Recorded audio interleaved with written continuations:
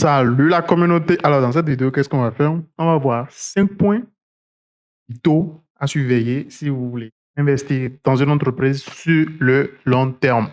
Et les 5 points, vous les voyez déjà là en vert. Et donc, je vais commencer sans plus tarder. Alors, le premier point ici, c'est la culture de l'entreprise. Vous voulez investir dans une entreprise qui a une bonne culture. Et quand je parle de bonne culture, je parle tout aussi bien de la morale du management. Vous ne voulez pas investir dans je vais peut-être vous raconter cette petite histoire-là. Il y a une entreprise, je ne m'appelle même plus de son nom, qui faisait, qui vendait comment on dit, de l'huile. Et donc, ils avaient un stock d'huile, seulement que le stock n'était pas, ils avaient un certain stock, et qu'est-ce qu'ils ont fait? Ils ont rempli comment on appelle ça, je sais pas, conteneurs, ou bien, je sais pas, bref, de grands volumes qui doivent stocker cette huile-là. Ils ont rempli ça d'un autre liquide. Et par-dessus ce liquide-là, maintenant, ils ont mis leur huile. Et donc, vous pouvez lire peut-être qu'il y a 1000 mètres cubes de cette huile, alors qu'en réalité, il n'y en a que 200. Et qu'il y a 800 mètres cubes d'un autre liquide. On est d'accord. Et les deux liquides ne se mélangent pas, les deux liquides se superposent en fait. Donc, c'est pourquoi on peut se faire avoir. Parce que quand tu regardes du haut dans le conteneur, ce que tu vois en fait, c'est quoi? C'est le liquide qui t'intéresse, ce qui est censé être le stock. Donc, il y a des gens qui sont capables de faire ça dans le business et vous ne voulez pas investir dans ce genre d'entreprise-là. Donc, si votre entreprise a un track record, un seul événement dans le passé où ils ont fait une magouille dans le genre, vous ne voulez pas investir dans ce genre d'entreprise-là, on est d'accord? Et donc, c'est ce qui est dit ici. Une entreprise avec une mauvaise culture peut pas généralement mener à une sous-performance sur le marché. Parce que ça veut dire que le management est incompétent, ils sont obligés de faire des trucs comme ça. Et donc, c'est des résultats de poor results, comme on dit en anglais, des résultats pas très intéressants qu'ils vont faire. Et sur la BRV, vous allez avoir des retours d'investissement médiocres. D'accord? Alors, donc ça, c'est le premier point. On veut avoir une bonne culture d'entreprise. Alors, le deuxième point ici, ça concerne la dette. Et ça me fait penser à Peter Lynch quand il dit en fait que, et il le dit en blaguant, il dit qu'en fait c'est très difficile, mais alors très très difficile pour une entreprise de faire faillite si elle n'a aucune dette. Et il dit même que c'est presque impossible en fait. Et on peut comprendre ça quoi. Une entreprise qui n'a aucune dette, comment vous voulez qu'elle fasse faillite? Euh, la seule manière de faire faillite dans ce genre de situation, c'est quoi? C'est de faire des résultats négatifs à répétition jusqu'à consommer tous les capitaux propres de l'entreprise. On est d'accord. Donc, c'est un scénario assez difficile à réaliser. Donc, oui, une entreprise qui a très peu de dettes est très saine financièrement et il y a de très faibles chances qu'elle puisse arriver à faire banqueroute. Donc, une entreprise qui a beaucoup de dettes, il va arriver dans la vie, comme dans la vie de toute entreprise, des périodes difficiles. Ça veut dire des périodes où ils vont faire des bénéfices, peut-être très faibles ou même négatifs. On est d'accord? Alors qu'une entreprise, on a dit quoi? Toute entreprise a des dettes, on est d'accord? Donc, il y a des mensualités ou des annuités à payer aux banques. Si on travaille ces périodes difficiles, c'est difficile de payer ces dettes-là. Mais si on est lourdement endetté, les dettes sont d'autant plus lourdes et quand on travaille ces périodes difficiles, qu'est-ce qui se passe? On se retrouve presque étranglé en fait. Donc, c'est pourquoi vous ne voulez pas une entreprise qui a beaucoup de dettes? Ça tombe sous le sens, ça n'a même pas besoin de beaucoup d'explications. Et un point très critique ici, en fait, c'est que vous ne voulez pas une entreprise qui a beaucoup de dettes et qui est une entreprise cyclique. Parce qu'une entreprise cyclique, et ça vous le savez, il va arriver une période, étant donné que son activité est cyclique, il va arriver des périodes de baisse d'activité, d'accord, des périodes où le volume de vente va chuter. Et généralement, ce n'est pas seulement que le volume de vente chute, c'est le prix même du produit unitaire va chuter. Donc le chiffre d'affaires va s'effondrer, s'écraser si vous voulez. Hein? Ou bien, si ça ne se passe pas, c'est que c'est les charges qui vont tellement augmenter, la matière première coûte tellement plus cher. C'est pour ça que c'est justement une entreprise cyclique, une entreprise cyclique. Et donc, le résultat va s'effondrer et tout ça de manière cyclique. Et donc, une entreprise qui a beaucoup de dettes n'est pas capable en fait de traverser ces périodes de baisse, hausse, baisse, hausse. Parce que dès qu'elle arrive dans une période de baisse, elle meurt tout simplement. Elle n'a pas la force de survivre jusqu'à la prochaine hausse. Et donc, quand vous investissez dans une entreprise cyclique, il faut veiller à ça, que l'entreprise n'ait pas beaucoup de dettes. Parce que vous pourrez, enfin, il peut arriver la situation où vous ne verrez jamais le bout du tunnel, c'est-à-dire suivre la période de baisse pour entamer la période de hausse. On est d'accord? Alors, et donc, ça c'est le deuxième point. Et il y a une statistique, hein, ça c'est l'auteur même qui le dit, il dit, il a vu plus d'entreprises échouer à cause des dettes qu'à cause d'autres facteurs. Donc, pour lui, littéralement, c'est la dette, c'est le premier facteur qui conduit au banqueroute des entreprises. D'accord? Donc, c'est un point vital. Alors, ça, c'est le deuxième point à surveiller.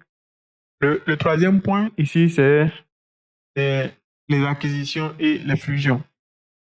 Donc, si on investit dans un business, pour quelle raison en fait? Pour faire ce business, on est d'accord? Si j'investis dans une banque, c'est parce que l'activité bancaire m'intéresse. Donc, je ne vois pas le sens d'investir dans une banque qui elle-même cherche à acquérir des entreprises industrielles ou bien des entreprises pharmaceutiques. C'est pas pour ça que j'ai mis mon argent dans la banque. On est d'accord? Donc, le point ici, c'est qu'il faut rester à distance des entreprises qui essayent de faire des fusions-acquisitions avec plein d'autres entreprises. Parce que généralement, elles s'éloignent du cœur de métier de l'entreprise. On est d'accord? Une entreprise bancaire qui veut acquérir des entreprises industrielles, c'est pas un bon signe. Les banquiers ne savent pas gérer des industries, on est d'accord? Donc, c'est pas le meilleur deal. Alors, donc, ils s'éloignent de leur cœur de métier. Et non seulement ça, étant donné qu'ils s'éloignent de leur cœur de métier, évidemment, ils s'éloignent de leur secteur de compétences. Parce qu'il faut déjà être dans son cœur de métier pour pouvoir être dans sa zone de génie, comme d'autres personnes l'appellent. On est d'accord? Et généralement, ce que les gens font ici, c'est quand ils font des fusions d'acquisitions, ils ont tendance à surestimer le chiffre d'affaires de l'entreprise qu'ils ont acquise. Donc, et c'est même pour cette raison-là qu'ils font des fusions d'acquisitions parce qu'ils croient que c'est vert de l'autre côté, donc ils veulent prendre des parts dans ce genre d'entreprise. Alors que, en général, dans ce genre de deal, qu'est-ce qui se passe? C'est que celui qui achète le business, il en sait moins que celui qui vend le business. Celui qui vend le business, ça a toujours été son business. C'est son business. Il maîtrise tous les rouages du business. Et maintenant, lui, il veut vendre le business.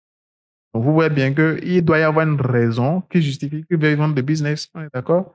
Si c'était une poule aux œufs d'or, il ne voudrait pas vendre le business. On est d'accord? Et donc, l'auteur dit ici clairement que euh, pour- enfin, le track record a montré que dans ce genre de deal, c'est les gagnants, généralement, c'est ceux qui vendent les business. Ce n'est pas ceux qui font des acquisitions. Donc, vous ne voulez pas investir dans une entreprise qui se met à faire plein d'acquisitions. Non, parce que généralement, ceux qui se font de l'argent dans ce genre de deal, c'est ceux qui font. Ce n'est pas ceux qui sont du côté de l'acquisition, ceux qui font l'acquisition. Ouais.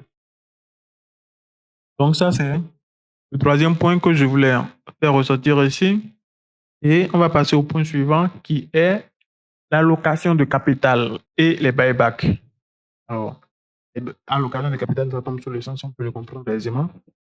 Buyback, ça veut dire quoi? C'est des rachats d'actions. C'est le terme anglais consacré au rachat d'actions. Alors, sur la BRVM, je ne crois pas qu'il y ait déjà eu des rachats d'actions jusque-là, non? Et donc, l'opposé au rachat d'actions, c'est quoi? C'est une offre publique de vente d'actions. D'accord? Une OPV. Donc, c'est ça l'inverse de buyback. Alors, donc, qu'est-ce que vous voulez ici? Vous voulez investir dans une entreprise où le management sait faire du capital allocation. Ça veut dire le management sait allouer du capital. Le management sait, à la fin de cet exercice, la meilleure manière d'utiliser le capital, c'est de le sortir en dividende ou bien non, de le réinvestir ou bien non, de l'utiliser pour racheter des actions de l'entreprise sur le marché financier ou bien non, ou bien d'acheter tel matériel. Bref, vous voyez ce genre de décision à prendre là, ou mettre le capital, la location de capital, c'est ça. Le management doit être un expert dans ça. Et comme Warren Buffett le dit, il dit qu'il est un meilleur investisseur parce qu'il est un très bon businessman et qu'il est un très bon businessman parce qu'il est un meilleur investisseur. En fait, généralement, ces deux profils-là, businessman et investisseur, demandent une compétence commune, c'est l'allocation de capital. Si vous avez fait une bonne allocation de capital, vous êtes un bon investisseur. Ça tombe sur le sens. Et ça aide grandement dans le business. Ça tombe aussi sur le sens. D'accord? Donc, le buyback, il faut le faire. C'est très intéressant, mais il faut le faire avec prudence. Pourquoi? Parce que sur le marché des actions, le cours va fluctuer et donc le management doit savoir s'il faut faire du buyback, du rachat d'actions, à quel prix il faut racheter les actions. Donc, le management doit pouvoir évaluer ses propres actions, les actions de l'entreprise, et dire la valeur intrinsèque de l'action, c'est ça. Et donc, un prix au-dessus de cette valeur intrinsèque ne nous intéresse pas. Un prix en dessous de cette valeur intrinsèque avec telle marge de sécurité nous intéresse. Donc, ça, c'est l'allocation de capital. Et le dernier point ici, c'est le value trap. Alors, value trap, ça veut dire, comment on va dire? Piège de valeur. On va dire ça comme ça, piège de valeur.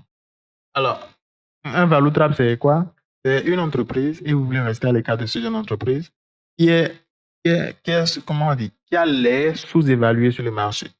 Donc, le PR est bas, le PBR est bas, tous les indicateurs vous disent que c'est une entreprise sous-évaluée. Ça a l'air sous-évalué.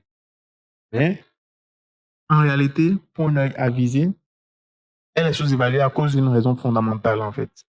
Parce que le business d'une entreprise est littéralement en train de mourir. Je veux dire, le cœur de métier de l'entreprise est en train de mourir à cause d'une raison technologique, par exemple, ou bien à cause d'un changement dans le secteur de l'industrie de l'entreprise, dans le secteur d'activité de l'entreprise, ou bien à cause du management qui ne sait pas tout simplement gérer l'entreprise. Vous voyez ce genre de choses-là. Donc, c'est des raisons fondamentales, des raisons qui touchent aux fondamentaux même de l'entreprise.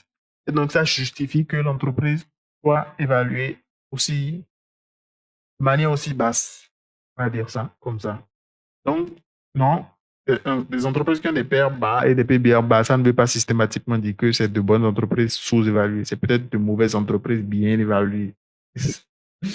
Alors, et donc, ce qui est important ici, c'est quand on voit une sous-évaluation, vous devez chercher à comprendre la raison pour laquelle il y a cette sous-évaluation.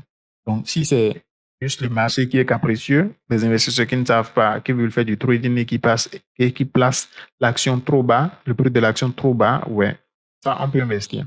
Ou bien, si il y a des raisons, je veux dire, pour sociopolitique par exemple, mais qui ne touchent pas directement aux fondamentaux de l'entreprise, là, je fais allusion à Coris Bank, et donc, on sanctionne l'action à cause de ça, oui, là, c'est une raison intéressante pour pouvoir investir. Parce que c'est pas une situation qui va durer sur le long terme. Ou bien, voilà. Bref, des raisons factices, en fait, hein, qui placent l'action trop bas, ouais, ça, c'est des raisons pour investir. Et si ça touche aux fondamentaux de l'entreprise, alors là, il faut faire très attention, en fait. S'il n'y a pas de limite, non, une action qui tombe déjà je ne sais pas, de 50% peut tomber encore de 50%, on est d'accord? Donc, le raisonnement qui dit qu'en fait, une action qui est déjà trop tombée ne peut pas tomber davantage est complètement fausse. Enfin, le raisonnement il est complètement faux. Donc, faites très attention à ce dans quoi vous investissez. Si les raisons touchent les fondamentaux de l'entreprise, restez à l'écart. Ciao.